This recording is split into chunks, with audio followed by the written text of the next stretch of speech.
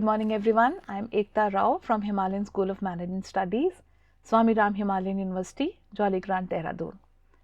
In the series of lecture of strategic management, till now we have talked about the vision and mission statement, we talked about external environment analysis, we talked about how do we understand the competitive landscape, and the next step which we have to do is the internal environment analysis.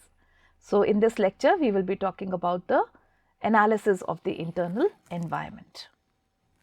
I will start with a small example. See, when we talk about Subway, in 1965 Subway opened its first shop, and in its current portfolio it has got almost 35,000 units located in 98 countries, many more store locations than McDonald's.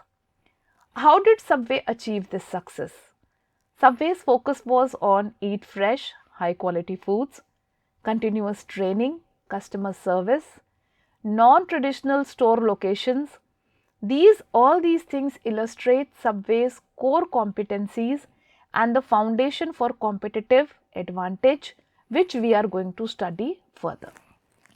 Subway was able to develop itself, to grow itself only on the basis of the resources, internal resources which it had. So, when we are talking about internal analysis, it is important to analyze what are the resources which we have, how we can develop those resources and convert those resources into a competitive advantage.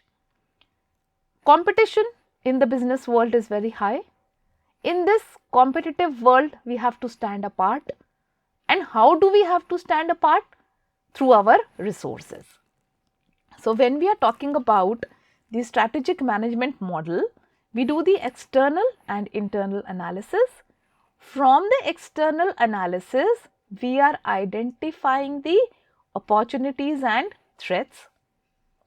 From the internal environment, we are finding out what are our unique resources, capabilities and core competencies, and from there we are developing a sustainable competitive advantage.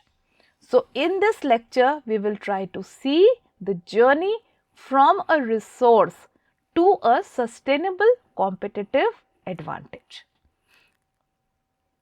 When we are talking about internal analysis, let us understand what are the challenges of internal analysis.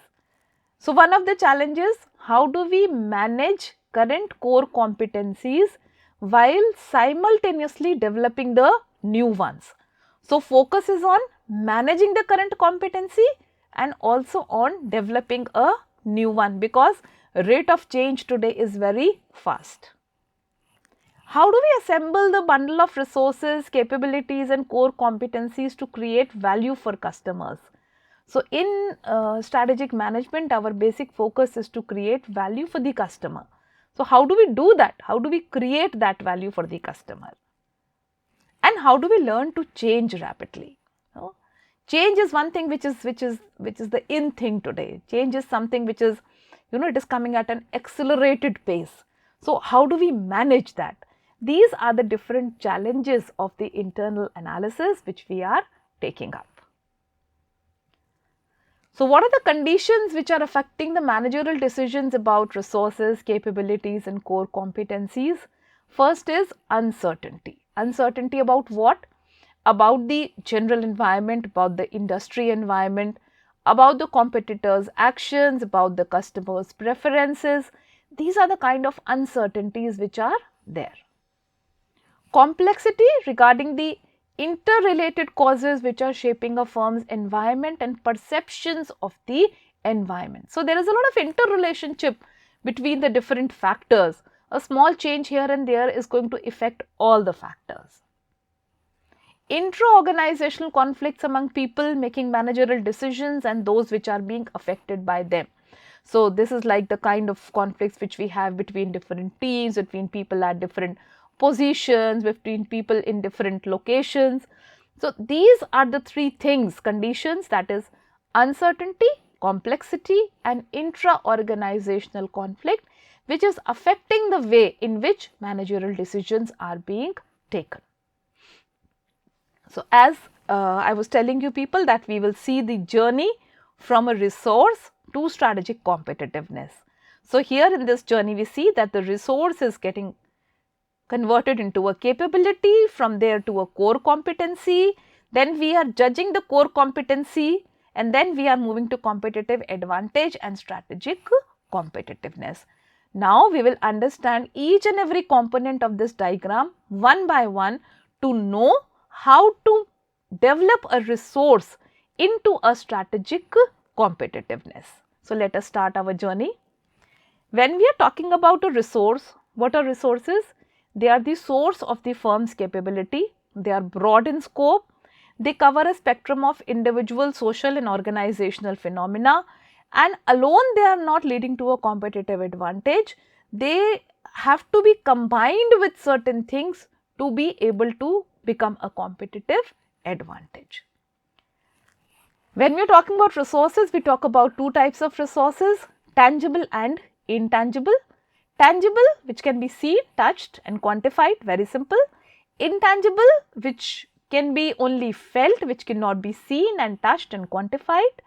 And these assets are deeply rooted in the firm's history and they accumulate over a period of time.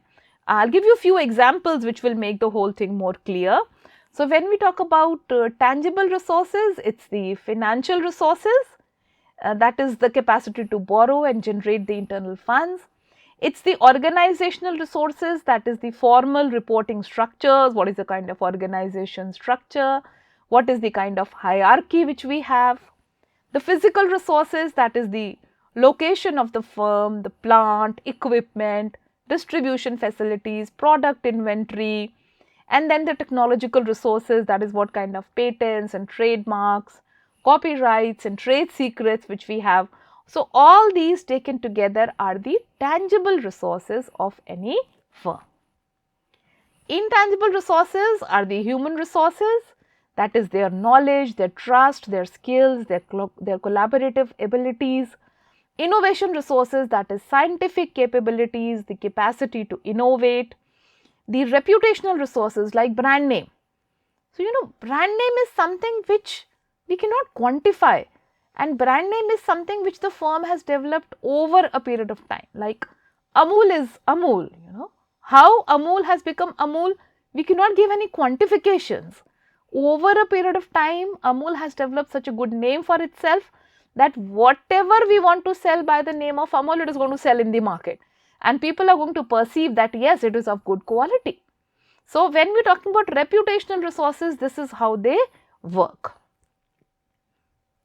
Now, after the resources, we talk about capabilities. What are capabilities? Which are emerging from the interaction between tangible and intangible resources. Where are they coming from? They are coming from the skills and knowledge and the functional expertise of the employees.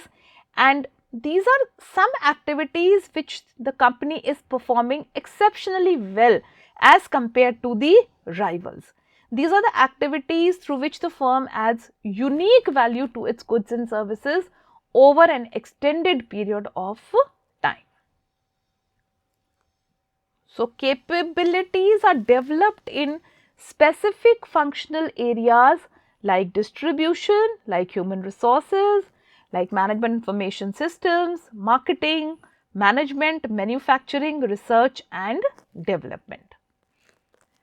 Now, see, when we talk about this table, we are talking about different functional areas and we are talking about capabilities. So, if we are developing a capability, if we want to develop a capability in the field of marketing, what do we have to do? We have to focus on promotion of the brand name of the products, effective customer service and innovative merchandising. So, this is how we develop a capability in the field of marketing. For example, Procter & Gamble, McKinsey, Crate & Barrel, these are the firms which have created a capability for themselves in the field of marketing through these three different areas. For example, if we talk about management information system, how the capability can be developed? By effective and efficient control of inventories through point of purchase data collection methods, and this is how Walmart has done it. So, when we are talking about manufacturing, how we can do it? Through the design and production skills, through product and design quality, and through miniaturization of components and products. And Sony and Komatsu are very good examples of capabilities in the field of marketing. From the capabilities, we have to develop the core competency. So, resources and capabilities that serve as a source of a firm's competitive advantage, they distinguish a company competitively and they reflect the personality. They emerge over a time through an organizational process of accumulating and learning how to deploy different resources and capabilities. So, core competencies are something which we are performing specially well as compared to the competitor, and those activities through which we are adding a unique value to the goods and services over a period of time. Now, from the core competency, how do we develop a sustainable competitive advantage? So, the core competency has to be put to a test. What is that test? That is known as the VRIO framework. So, the VRIO framework says that these are 4 criteria of sustainable competitive advantage: valuable, rare, costly to imitate and non-substitutable. Valuable capabilities means this is something which we have and which others do not have. Valuable means that this is creating value for the customer. We are able to give something good to the customer through this particular thing. For example, Sony says that one of my capabilities is in the area of design and technology. So, Sony is able to give a lot of innovation in its products. It has got the latest technology in the products, and as far as technology is concerned, Sony is considered to be one of the best. Rare capabilities which others do not possess. This is very important. Costly to imitate. So, when we are saying costly to imitate, see what happens is that Sony spent a lot of money in developing the Walkman. But when Sony developed the Walkman, what happened is that others were able to develop it very soon, because Sony's product was idea driven. So, that idea was copied by everybody and everybody started making Walkman. So, it was not a capability which was very difficult to imitate. So, it should be costly to imitate, and how that can be done? Through some kind of a process which we are using to produce that particular product. Like for example, if we talk about Coke and Thumbs Up, they are cold drinks only now, but their secret formula is not known to anybody. So, their competitive advantage cannot be taken by anybody else. So, it has to be costly to imitate, that others are not able to imitate it very easily. Non-substitutable capabilities should be there. Means that there should be no substitution, there should be no alternative to that particular capability. So, this is how we convert a core competence into a strategic capability. We have the resources which are the inputs to a firm's production process. These resources come together and we develop them into a capability. We have to ask the question, does it satisfy the criteria of a sustainable competitive advantage? Is it valuable? Is it rare? Costly to imitate? Is it non-substitutable? If the answers are yes, then it becomes a core competence. Otherwise, it is only a capability. So, this is the test to which we have to put the capability to decide whether it can become a core competence or not. So, when we are talking about internal resources, the basic thing which we are trying to do is we are trying to develop a competitive advantage, and we want that this competitive advantage should be sustainable over a period of time. If we talk about Hindustan Unilever Limited, It is having an advantage in terms of the product variety which it has. It is having an advantage in terms of the brands which it has. Now, HUL has not developed this overnight. It has developed this over a period of time, but what it has developed cannot be replaced by anybody. The kind of brand presence which Lux has, the kind of brand presence which Surf has, nobody else has. So, this is the kind of thing which has to be developed, and not only developing the competitive advantage, but also developing a sustainable competitive advantage is very important, because others should not be able to replace it, others should not be able to manage it. Similarly, if I again go back to the example of Hindustan Unilever Limited, it has got a competitive advantage in terms of its distribution network. So, the kind of relationship which HUL has with its distributors and suppliers, it cannot be replaced very easily, because it has been developed over a period of time. Similarly, when we talk about organization culture, it is a kind of intangible resource which has been developed over a period of time for any organization, and it cannot be replaced by anybody. If we talk about Tata's, Tata has developed a culture wherein trust is very important. The brand name of Tata is associated with trust. So, these are the kind of competitive advantages on which we have to focus, and we have to make them sustainable. This is the basic purpose of internal resource analysis. So, just to give you a little recap, through the external analysis, we identified the opportunities and threats. Through the internal analysis, we identified the strengths and weaknesses. So, we have to overcome the weaknesses, build upon the strengths, identify which resources are important, and convert the resources into strategic competitiveness, and this is going to lead the organization to success. Thank you very much.